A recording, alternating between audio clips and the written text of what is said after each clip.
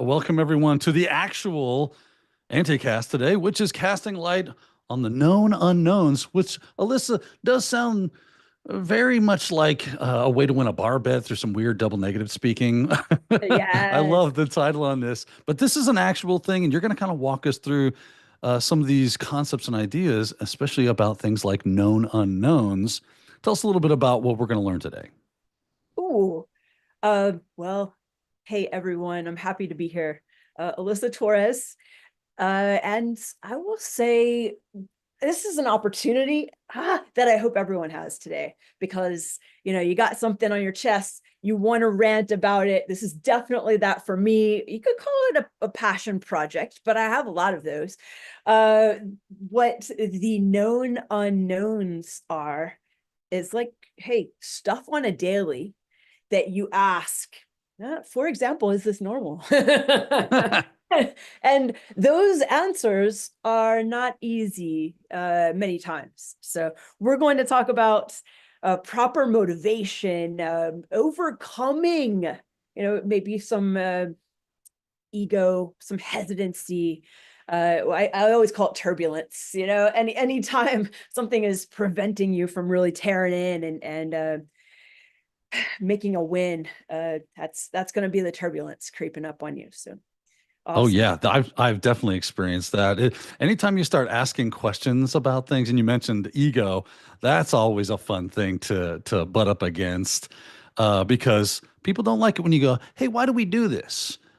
And because it for me it doesn't make sense. I'm just kind of rolling it around upstairs, and maybe I'm missing something, and people can get really defensive or whatever because they don't really like trying to answer those questions because maybe it's very complex, or maybe they don't understand it as well as they think they do, or they feel confronted because you dare to question anything that they have said, and they've been here and they've done this, and who are you, noob, to come Oh along yeah. and ask your question. So I really look forward to hearing some of your thoughts and insights on this. But that said, where do we begin with this journey? Hey, I'll go ahead.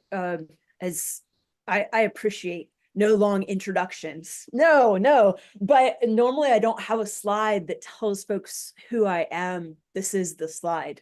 I created this just for you, Daniel. Oh, it's just for me. Yeah, this is like the first time Daniel and I are working together. So we'll emphasize. Everybody was telling me like, "Oh, you don't know Alyssa? Alyssa, are you kidding Oh, me?" And I was like, "Yeah, I don't haven't had the opportunity. I'm looking forward to it." So, unbelievable. Yeah, no, no. But I have been teaching in this space, digital forensics and incident response and threat hunting and a little bit of purple team. I know we were mentioning a lot of ooh, red team stuff before we started with that summit coming up, but yeah, I can talk about memory forensics because I used to own that course. I can talk about memory forensics for 6 days, 10 hours a day. I can do that. And it's one of my passions. But like I said, I have a lot of passion projects. I'm excited to share them with you. well, it Uh, sounds like you've got a bit of experience to be able to speak to this very topic. Makes sense that you would have created this specific talk. opinionated and angry. That's exactly what I am. That's what we love the best, right? That makes the best talks. Oh, absolutely. So last year it was for it was Valentine's Day 2024, and I gave anti-cast on Big Mad Blue Team. And like obviously there was some anger behind that. What now people are going to be like Big Mad Blue Team. I'm going to watch that next. But there was definitely it was a topic that incited my rage, but I don't like I've gotten over it. So this is the new topic. This is the new topic that has me a bit unmoored, but let me share with you. Let me share with you what's going on here. Oh, and by the way, I teach advanced endpoint investigations as part of the Antisyphon catalog. It's a 16-hour course. Yeah, and I don't know when is it going to be held. I think I might be part of that Colonel Con crew that's Oh, teaching that'd it be cool. in Omaha. So yeah, all right. So big mystery here, big mystery as to what is she talking about with this whole known unknown. This slide explains it all. No, obviously it's a quadrant. I'm going to be going through the ones in green. They're easy. You know what I'm saying? So let me jump in. Known. It's the stuff you have documented, or it's the stuff your analysts know like the back of their hands, plural. It is stuff that's built in muscle memory. Examples as shown on the left-hand side of the slide. The other easy one, although frightening, the other easy one is the unknown. We don't worry about unknown. I mean, yes, it's probably, what keeps you up at night, but what are you really worried about? It's that perhaps feeling of undefined sense of doom, like, why am I feeling so, uh, the world is ending, but Is that the unknown. stuff you would probably say is the I don't know what I don't know kind of stuff? That's beautiful. It's the total absence of awareness. So yeah, it very well could be considered a blissful situation. Nirvana. And that's exactly it. So we're going to take a moment to discern between, well, the darker colored quadrants here, the ones that really require a bit more explanation.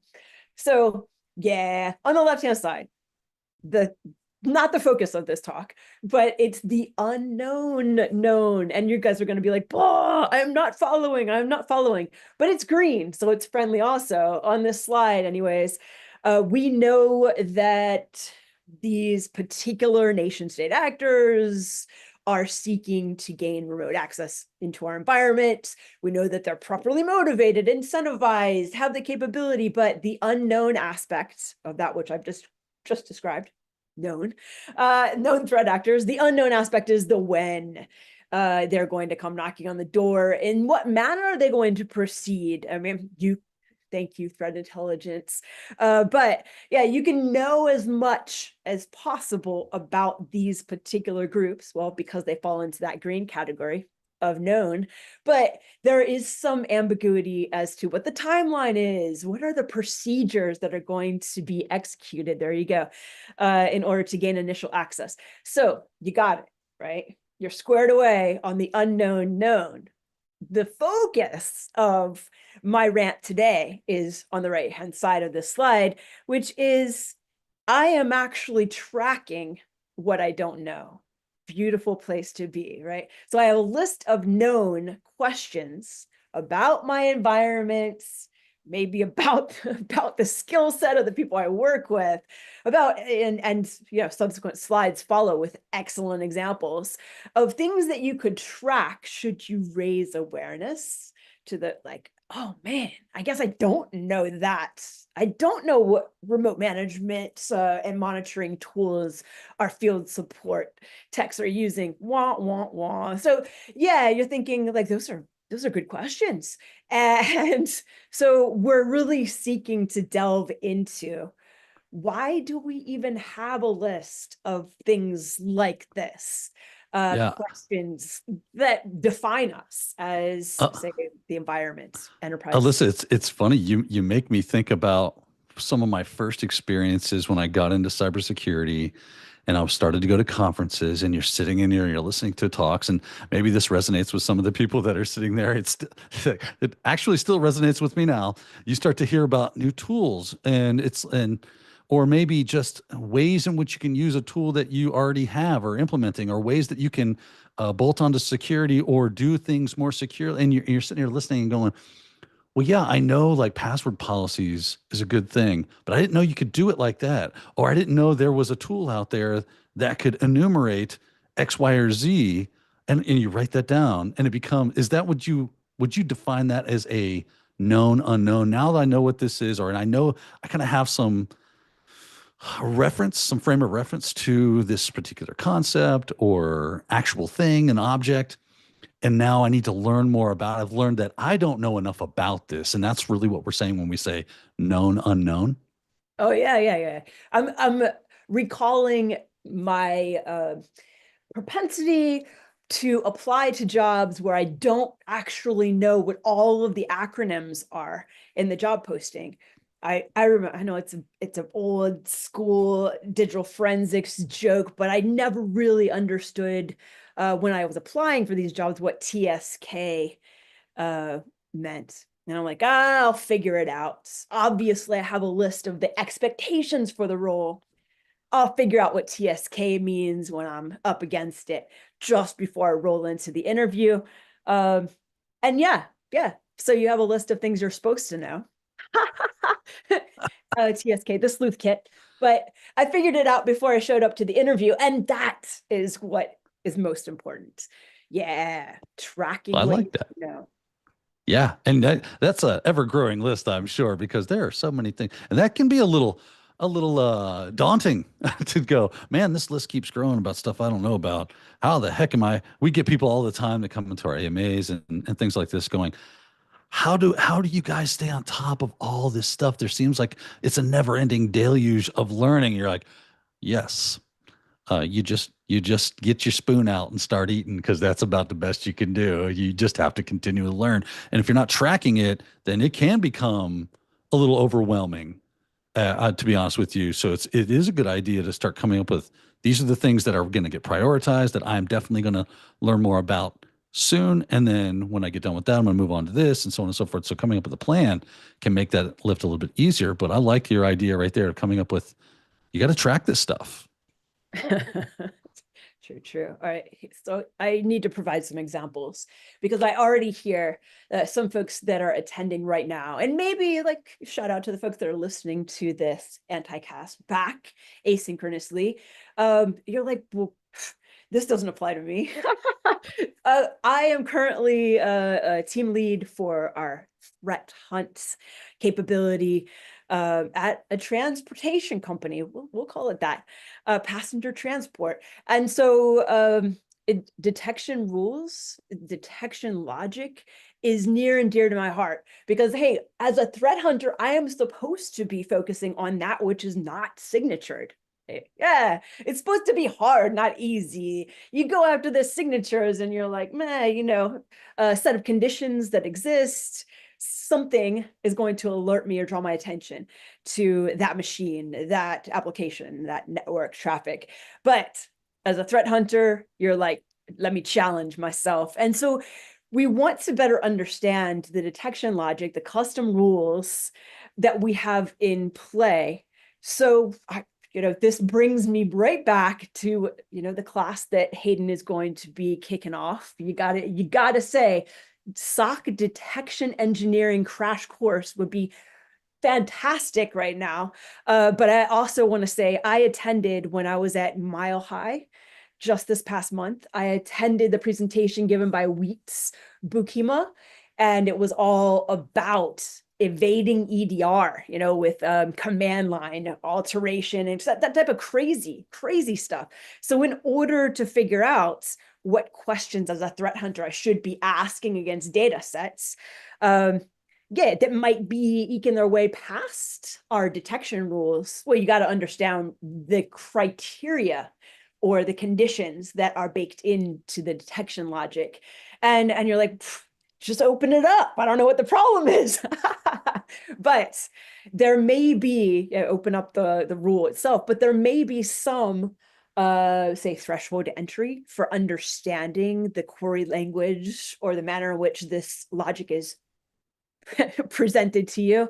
You might not have access. You might not have access at all. I know I worked at Palo Alto Networks. I was just talking with some current colleagues of mine about how Palo Alto Networks does not open source their detection rules. I'm showing you right now a screenshot of Elastic, and they have all of their detection rules open source, open for public viewing.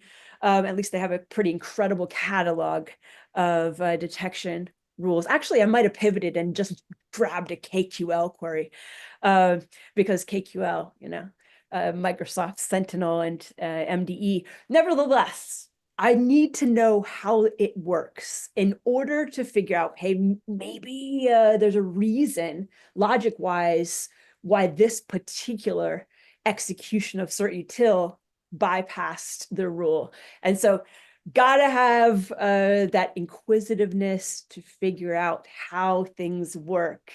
And I think that's part of the joy of really working in security operations. Yeah. Say, I'm gonna have to agree with you on that. It's always fun to kind of analyze these things. I think that's why a lot of us get into the business is because we like the puzzle of it. We like the, hey, this is a mystery. It's kind of an enigma box. I want to know why that works. I hate not knowing how that actually functions. And so, yeah, getting into the nitty gritty of what these things do and then kind of cataloging that, creating detections so that you can actually fire off and, hey, we've got a little problem here. Someone should probably take a look at this. And what is it exactly that's going on? Boom, right here. We figured out this is how the things work so that we know that this is a bad thing. And that's why we want to take a look at that. Do you have any other examples for us? oh yeah.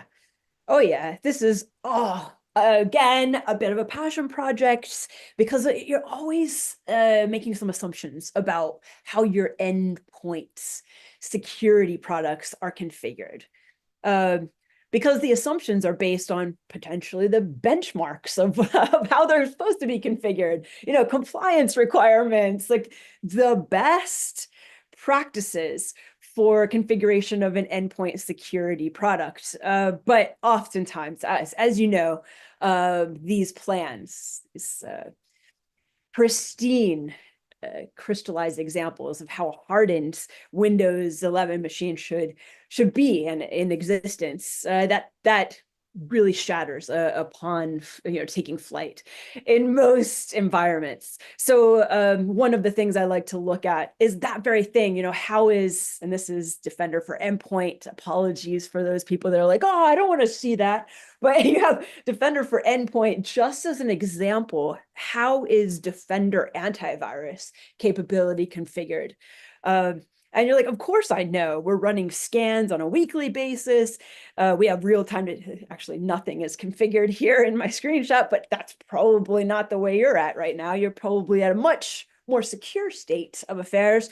But yeah, do you know real time detection? Is it turned on? Fingers crossed. Or is it disabled because you have a secondary antivirus running on that particular machine?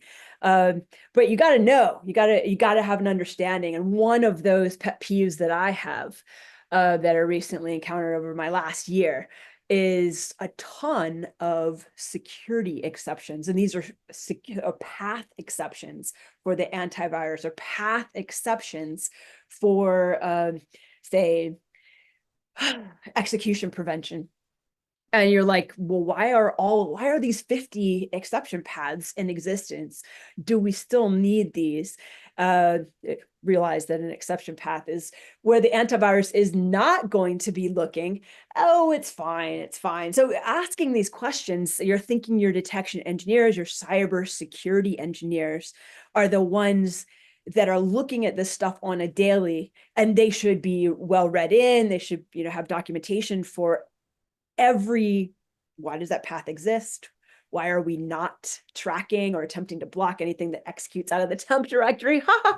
But they should know, but because they look at it every day, that's not the way things work. It becomes just that background, so you no longer ask questions about what you see every day. So I love it. I love it. It never ceases to amaze me how many people they come up with so many justifications, and most of them are pretty lame. I'll be honest with you. Like, hey, I need an exception for this software. Have we vetted it? Do we know any security about it? Like, who's going to do updates? Like, they don't understand all the back end work that goes to just going, hey, I want this software on my computer. It's like, I get you. I hear what you're saying. And then AV's popping it. Well, why is AV going crazy on this? Is it a known entity that has issues? And like, do you need WeatherBug? I don't feel like you do, but I hear you. I know you want it bad. I hear you. And then someone above your pay grade comes down and goes, "Just give Bob WeatherBug. Can you just give him WeatherBug?" And you're like, "Well, note my exception to his exception because I don't think this is a good idea." And then you get to pull that paperwork out, I guess, at the at the time of fallout. Yeah, I mean, some of the more intriguing questions as well. If you're tracking, do you allow your users to log on to their Google accounts from their work machine? If so, are you allowing syncing between wherever else they're logged into their Google accounts and the work machine? And you're like, tell me that again. What are you saying? But this is a fantastic way to get those artifacts from their Chrome browser extensions on your work machine, even if it doesn't sync the entire extension, you're going to have artifacts. You're going to sync the credentials that are tucked into the browser, bookmarks, What could bookmarks go wrong? too. So wild. So if you don't know, you should be curious about these things, because if you're looking at your data that's being pulled from the endpoint through the lens of security operations, of incident investigations, uh, you're going to come up against these questions. So yeah, think ahead. Oh, hold on. We don't do that here, No, Alissa. no, no. Okay. Absolutely not. All right. Example number 3. I like, Daniel, you already made mention of this. Really coming to a deeper understanding of how your tool works. So one of my pet peeves, another one, is what time zone is this massive amount of data being represented to me in? Like, of course it's UTC, universal time. No, maybe one of your massive data lake repositories is going to be presenting the data in UTC. Maybe another tool, your SIM, I'm so sorry, your SIM decides that it's local time, only the best for you. So if you don't know these things, and it's not passed on or part of that institutional knowledge, you forget, because part of incident investigations is building out this beautiful timeline from all of the different data sources. But if you don't know how to manipulate some of the data to get it all to fit in on the correct timeline, you're lost. And I give this to you as a hot mess. I love how you mentioned like people forget famous last words are always I'll remember. I'll remember. It's Yeah. like, no, Oh you yeah. won't. You're not going to remember. That's so true. Best intentions. But I'll say oftentimes we find out another department, another team is shopping for a product that we know we have the capability to support, based on what we already have rolled out in our environment. So I think everyone, if you're in cybersecurity, security operations space, you can think of at least one tool in your environment, maybe even on your home machine, where you're like, yeah, I paid for that tool, but I'm not using it to its fullest extent. And that sucks, because then you get into this cycle of maybe that functionality exists, but we're already shopping, we're already doing proof of capability, and no one wants to go back and figure out whether whether there's what, I don't even know, a functioning sunroof on the old model. Well, that would uncover the fact that they did not do their due diligence on the products we're actually using, right? Yes, And yes. and we don't do that here. Yeah, sad. But yeah, that would be example number 3, is deeper understanding of tool functionality. We find ourselves up against that. If you're open-minded and you can see what's not in front of you, you can identify the gaps in knowledge. The 4th one I present to you is a lack of understanding of baseline. This is example number 4, but everyone can also relate to this. I already gave you a little insight into, well, our remote desktop support team, our service desk, how are they gaining remote access into our employees' laptops, our employees' machines? So hopefully you're like, I totally have that answer. I don't know why she's hung up on this. But without a very distinct understanding or capture of what baseline activity is, we could be flagging legitimate remote access, that is legitimate from our service desk, um, and really, what is this, undercutting productivity? That's availability, productivity. On the flip side, if we don't ask the question, what does normal look like, we could be allowing all of those favorite remote access tools from some of your most evil threat actors to come set up shop and be used illegitimately. So I like that one. You probably, if you've spent time in your environment, You've probably identified some FTP traffic. Again, so sorry, but I spent a good chunk of time at Palo Alto Networks on their managed services team. So in these stories, I'm not talking about Palo Alto Networks. I'm talking about some of the managed services customers for threat hunting that were on board at that time. And so wild to initially go in and ask that question as you're getting oriented to a new customer's environment. Is this FTP traffic normal? And you would hope that you're not waiting for a managed service provider to ask your internal team that question, right? You should already know, like the back of your hand, yes, on a monthly basis, we have internal data transfers. And it's not really FTP, it's SFTP or something like this that explains what you know is going to bubble up as a question from whomever is going to roll in, whomever might be joining your team next, or a contractor, or someone who's coming in to offer surge support. Yeah, don't let them be the ones that ask those hard questions. Yeah, I love the question of how does our triage collection tool show up as a footprint on the remote endpoint that we're collecting data from? It is one of my favorite questions to ask. I'm a long ago Tanium user, and Tanium as a endpoint collection tool used to just roll out a PowerShell, a base64 encoded PowerShell script that would call all of the local tools baked into the OS on the box to pull back, say, a Windows triage. Don't worry, they don't do it like that anymore. But you would look at, say, the prefetch or evidence of execution after you pulled back all of this triage data. The artifacts left on the box were so loud, in a pretty disruptive. And you want to have a firm understanding of what your collection tool looks like. Even if it's quiet, super stealth, we want to know, oh, for example, we just rolled out a new agent in our environment and it makes calls outbound to a bunch of Cloudflare domains. That's knee-jerk reaction unless I have that understanding of what normal looks like. And notably, I just threw out an example of one of the reasons why this is hard to keep track of, because of new introduction of technologies to your tech stack. Ooh, rough.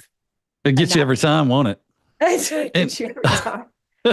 Well, and it, like you said, and I'm glad you did say that it is difficult. It's not just an easy thing to do. It takes time, it takes effort, it takes people, it takes work hours. You're going to be on the struggle bus sometimes because things, even though the process is difficult, it can get even more difficult with certain things. They get just much more complex. And you're like, why is this like this? Who's the dev that made this? Because, oh man, I want to buy them a ham sandwich that's, 5 days spoiled. You understand the And anger. you do. Anybody that's been there, done that, got the t-shirt goes, yeah. And unfortunately, that does cause us to kind of go, I don't want to do this. It's too hard. And you start justifying in your mind that, well, the actual probability of this being a problem is going to be this much. And therefore, we like to justify away things we don't want to do very quickly instead of just going, well, it's time to roll up the old sleeves and get to work on this. Because if we're not tracking these things, somebody comes in and asks us who, what, when, where, why, and how, and we go, that's not going to be a great day for anybody. That's a So, nice segue. I like it, Daniel. It's like you okay. read ahead. You read ahead. So to better understand that reticence that we experience when the new join asks the question we don't know the answer to, and yet we've been here for years, we're going to focus on these 4 levels of competence. Why not? So the first level of competence is going to be that, say, unknown, right? Like, we don't know we're incompetent. So this is called unconscious incompetence. Like, I'm insulted already. Alissa has insulted me. But yeah, we go back to how we were defining the unknown unknown. It's bliss, right? Um, and people want to stay this way. Curiosity is discouraged. So when you have someone joining a team or doing that awesome, or maybe it's new leadership, and you're like, man, that guy's a jerk. That gal's a jerk because he's asking the hard questions. We don't have time for that. So curiosity being discouraged. And some folks will point to, I think Daniel was starting to allude to this, that operational tempo is prohibitive to you actually digging in and asking questions like why and what if. Yeah, it's you actually need time in order to spark that creative process, and questioning is an aspect of creativity. No, anyone who asks questions is a total jerk. Oh But, man, guilty. I am guilty. I don't care. uh-huh, uh-huh. So yeah, sources of resistance. So why do we hang out in that, say, unconscious incompetence for maybe longer than we could even justify through explanation? I present to you three different reasons or sources of resistance. Um, Ego defensiveness. Ooh, we alluded to ego at the top of this hour. The You safety did. silos, yeah, and nihilism. Nihilism. So first, I have three big dogs who are my youngest kids, two adult kids, but the dogs, man, the dogs. So I couldn't even, on this slide, I could not even put a real picture of a dog wearing the cone of shame, because I knew I'd be hurting some other dog owners, dog lovers. So there is your drawing of a dog with the cone of shame. And it does have to do with that ego defensiveness. I think I have a link I'm going to drop in, because ego defensiveness is one of your cognitive biases. If you like cognitive bias, I like it. I mean, I think it's pretty incredible. All of the different biases that may be encroaching upon your ability to have a well-constructed debate. We do that a lot in this household. Debate. But yeah, you never want to have a flawed logic as you approach a conversation, not an argument. So ego defensiveness is that very thing. If I say I don't know this and I admit that it's an important piece of knowledge, then I have to also admit that I've worked here for years and still don't know this thing. So you have someone who's new joining the team. You have someone who is attending your brown bag for that your team is giving, and they ask a question that unmoors you. Why are you unmoored? Because you, I guess, you're feeling it. What is that called? Not long in the tooth. I don't even know. Like, there's a little bit of arrogance to you if you roll in and get unnerved by a question that you don't know the answer to. Maybe it was all my time as a SANS instructor that's hardened me to expecting questions that I don't know the answer to. But Well, another, yeah. a lot of people just do not like to say the words, I don't know, right? Because especially if they feel like they're supposed to be an authority on something. Like on your slide here, you have, why is this new join asking so many questions? Who does he think he is? And I may or may not have been in that situation where I've heard those kind of words coming back at me. And, I've had people always tell me that ad hominem is a surefire sign of a failed argument. When you start attacking me personally, instead of going, that's a really good question and I don't know, that should be a great, like, it's fine that you don't know. I mean, or I say it's fine. It's not fine that you don't know because you should, but it's fine that you can admit that you don't know. Then let's get to the bottom of the issue. Let's not sit here and point fingers at each other on who's a butthole. Well, let's just get to, you know what I mean? It's Oh like, yeah, yeah. if I sure as heck don't know, I'm new. That's why I'm asking questions, because I surely don't know. And if you don't know and you've been here a while, that's just pointing out an issue. Wow, wow. Yeah, and I like sometimes the retort is, that's not our job, that's someone else's job. Think back to the antivirus exception paths. Yeah, it's not my team's job, but my team being in security operations is impacted by, this laundry list of places that antivirus or endpoint detection and response tools are not going to look. So yeah, even if it's not your job to say have the answer or be able to explain the why, it's probably going to impact you in some form or fashion.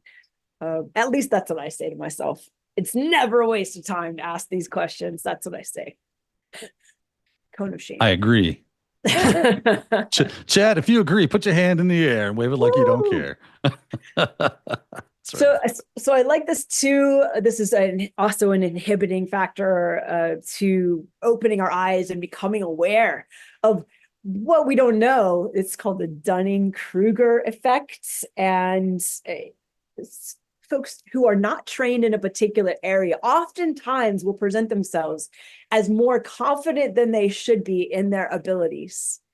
You probably can think of some folks, that you work with, maybe some, colleagues or family members where you're like, yeah, that person only thinks they know, or they only think they have a handle on how the enterprise is laid out, configured, workflow, information flow. It's fascinating. So this cognitive bias, another one to check out, but it doesn't mean that the more confident you are, the dumber you are. No, this is just for folks who have not yet begun to question their gaps in knowledge. So there It's you just a are. tendency for the uninitiated, the unknowledgeable, the unwise to be confident because they don't know what they don't know. Oh yeah. So I did promise in pre-show banter, I did promise that there were going to be some references to one of my favorite series on Apple TV right now, and it's called Silo. Come on, who loves that? So in this regard, I'm not necessarily talking about the Apple TV series. If you don't know it, you'll love it. But this is the silos, the information silos that prevent us from being inquisitive, prevent us from, like I said on the last slide, stepping outside our lane. And I know that there's a couple of say perspectives on the safety of silos. You have that um, resistance or hesitancy to share insights about what your team is doing, because the thought is the more people know about what your team is supposed to be doing, the more they will say continue to inquire, or maybe the more they'll expect of your team.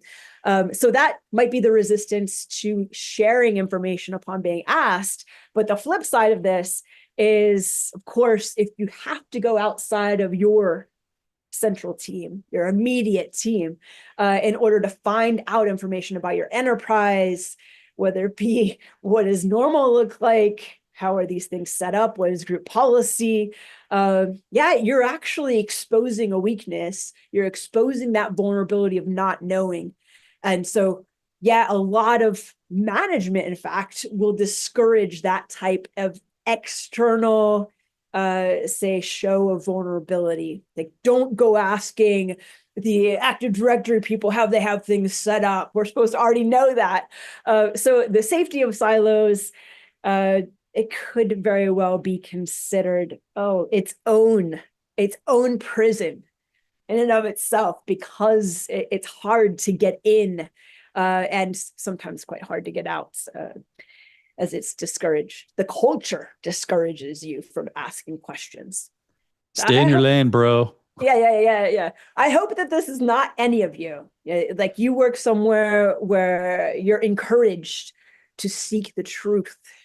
And not only are you encouraged, but it's easy, right? You know exactly who to call in order to get these questions answered. But so many environments, as I know this to be true, don't have easy access to subject matter experts in the proper space. So there you go. Organizational silos. I love when I can point to a survey. This is survey of well, survey participants were polled, those folks who are working in cybersecurity, identify your collaboration gaps. That is what is causing dysfunction across security teams. Heavy hitter, impeding incident response, impeding threat visibility. This kind of goes back to the detection logic thing, impeding the automation, enrichment, automation of like workflows, playbooks, yada, yada, and then information sharing, terrible. But you got it. Scary stats are always good. Hey, this third impediment or obstacle to actually becoming aware of what you don't know is just a bad attitude in general. What we don't know doesn't matter, clearly, because we're knocking out those incidents. Yes, that was Galaga. And I would like to say that I know some teams are working at that operational tempo where they do not have time to be that past entity who is assigned to go find the correct answer, find out, because, hey, my day in, day out job has me, say, strapped down 100% of the time. So there are a lot of, say, impediments or obstacles to even generating the interest in seeking these things out. Yes, I boiled it down to just a bad attitude, but sometimes you'll start off with a really positive perspective, and then the change is constant and continuous. So you might have known what the environment looked like 5 years ago, but no one's updated the network diagram since then. No one's keeping the asset inventory, CMDB, up to date. So change being constant, you fall into this, why bother? It's not going to stay up to date anyways. Maybe you are seeking perfection. So yes, absolutely. And maybe your motto is just keep your head down and, crank out your tickets, crank out your work, burn through the incidents, and call it, when you close out the day, it's another one in the books. So is that depressing? 3 solid buckets as to why we may find ourselves stuck in that unconscious incompetence. It's funny. You mentioned the change is constant. It reminded me of a time me and my dad were driving to New York City, and I forget, maybe we were in Virginia somewhere or something. And my dad was telling me, my dad was a truck driver for many, many years. He said, you gotta watch it through here. The cops work this area all the time. 10 minutes later, he's like, I've been here in 20 years. I go, hold on. What am I looking out for? If you haven't been here in 20 years, how do you know the cops work this area? And I need to watch my speed. But time can have this weird dilation in our minds, and we can think that everything as it was 5 years ago, when deep down we know that is not the truth. And we come up with these weird cognitive dissonance scenarios that goes, oh yeah, these things don't make sense. I need to probably upgrade my thought process here and move to, because stage one was unconscious incompetence. Well, now we're conscious of these things and we're consciously incompetent, right? Yeah, oh yeah, that's what we're moving to. But I have to give a little shout out to Zoltar. I love Zoltar. Every time I see a Zoltar fortune teller, you must pay him money so he can tell you all the things, all the ways. If you haven't seen one, they're still out there, man. They're still out there. Kick back to the movie Big, right? They use Zoltar. Love that movie. Good stuff. All right, so stage 2, as we're eking along, is conscious incompetence. And this is supposed to be accompanied by motivation, impetus, a drive, excitement, curiosity. Like, we should find out this stuff that we don't know. And a little tongue in cheek, because sometimes it's not met with any of those any of those emotions. Like I said, if you're overwhelmed by what you don't know, you may arrive at these list items and just be totally demoralized. So motivation, sure. but the motivation to learn has to be supported by management. There's all kinds of like little tips and tricks at the back end of this deck, and we're almost, yeah. Daniel's probably looking at the time like, she better move on. I It's trust you conscious. and your Conscious. abilities to work through your slide deck. And that Yeah, might be misplaced, but it can be really demoralizing to open your eyes to what you don't know. I think, in cybersecurity, we experience this on a daily. Yeah. it's But true. I've been there. Got the t-shirt. the way we can rein it in is say, I just want to know about my environment. Don't need to master, what is it, Boiled Ocean, learn everything at once, but let me just figure out what my environment should look like, how it's configured. So yeah, I'm really speaking to institutional knowledge. And it's not just institutional knowledge. It's not just things that are documented, but it is a way of life. It's what is burned in. Like I was talking about muscle memory, this tacit understanding of how we do things.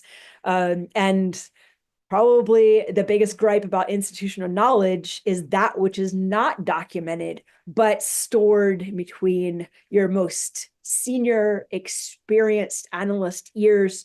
In a past experience where they were fighting the dumpster fires, nothing was documented, and there's no ability to pass on that experiential. There it is, dumpster fires. That experiential institutional knowledge. Yeah. So let's y'all know. But what are the barriers to growing this knowledge? Because we know it's valuable. We have suffered the impact of people leaving without documenting. They leave and they take all of those badges of honor, courage, dedication, all of those hard-won battles. They're taking with them as their own stories. So of course that would be the first barrier, is literally the people that the stories were built off of, the main characters of the last incident that we worked through. They're no longer cast in future scenes. That sucks. So but don't just think of it as an analyst who's been through trial by fire, but the engineers, the architects. I was hearing this in our change meeting, our ops meeting just this morning, that, yeah, we don't have anyone around anymore that was part of that project and part of that technology being rolled out in our environment. So now you're pretty much having to reverse engineer the That manner in which it exists. And that that, seems like an odd form of insider threat, honestly, where you have someone that knows a lot about a system that is very crucial or critical to your operations, and they get pissed off and just quit one day, and they're the one that knows all that stuff. And that might have been by design. I definitely know some people that have done that kind of thing where I'm not going to tell them I know this or give them all the information, but give them just enough so that I can kind of maintain some control. And therefore, if they make me angry, I'll leave, and they're stuck, you know, in the wind, as it were, trying to figure out what to do, and they got to figure it out because that's just how it is. And now maybe they have totally screwed themselves when it comes to further employment, but people do some crazy things when they get emotional. So I have definitely seen that kind of stuff. well, yeah, throwing back to that 5-year-old network diagram, a lot of the information that we're going to gather, should I motivate you to do so, a lot of the information that you're going to be gathering about your environment is not going to be good 6 months from now, a year from now. And I just point to this as information bit rot, terrible, because of infrastructure changes, mergers, acquisitions, divestitures, or someone actually managed to get approval for that new insertion into the tech stack. Yeah, like yet another endpoint agent. Like how does that fit in, and how does that ripple the waters as we were becoming accustomed to that pristine lake that we look out on? Now the changes creates this turbulence. Oh, there it is again. And that can be really difficult. Other things that may get in the way of us growing the institutional knowledge and then very well demoralizing the interest in regrowing or continuing to maintain. There is a chopping and changing of roles and functions. Who is assigned to what function? If you've ever received, for example, now your team is going to be responsible for running the tabletop exercises. Maybe you didn't get a handoff at all about how to do that. Maybe there was an easy button, but again, that was never captured and passed along.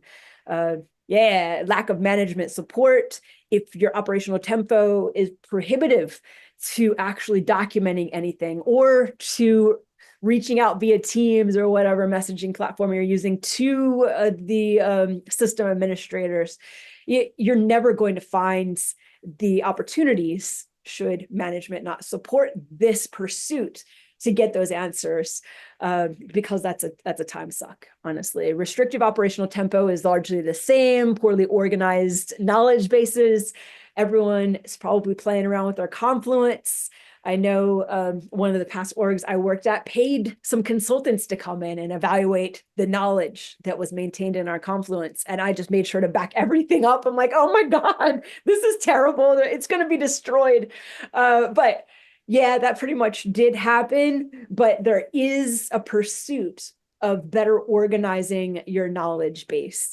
And, definitely worth looking into if you feel like you're creating a new page of content and then it's getting lost and no one accesses it. Cool thing about Confluence is you can see how many accesses, how popular your page is. So if you're creating content that no one is making use of, you can pretty much figure that out straight away. And then lack of integration of new knowledge. And that really has us looking at, let me see if it's the next slide. So the last bullet on the last slide points to what is essentially the premier, the topmost phase of learning. Before we were talking about the 4 levels of competence. Now we'll just overlay the 6 phases of learning. And in order for us to really make use of the new information or new knowledge that we're being presented, we have to integrate it, incorporate it into our routines. So rebake our playbooks. Now that new technology has been introduced to the stack, I'm sorry, but you have to, or you'll never actually adopt the latest and greatest. So you have to focus on integration. And then some people will actually complain that as soon as you start integrating and generalizing, you get a little bit sloppy and complacent. So it's constant Red Bull or Monster or what is it, Celsius, gotta stay constantly vigilant. And so I just want to kick out 2 remedies to resolving known unknowns. There's curiosity and courage. No, I'm going to tell you about curiosity and courage. Curiosity. But this is actually in many teams being crushed, active crushing of analysts' interest in how things work. And that doesn't sound right, because largely that's what brings us into this industry, is having that question, this inherent question of how things work, what brought us here.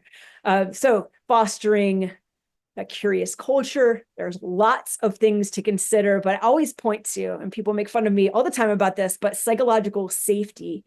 As a leader, I'm a former Marine. I spent 4 years in the Marine Corps. Not to say that was my best years of leadership as I was in my 20s, but understanding that as a leader, you have to set an example and be vulnerable, and certainly asking the dumb questions is one of the ways to show vulnerability and to open up that space so other people can, follow in suit. We don't want to be dumb, but we want to be able to voice what questions we have that fall into that category of dude, we should totally know this. So I propose to you, anyone who's asking the why, or like, what is this?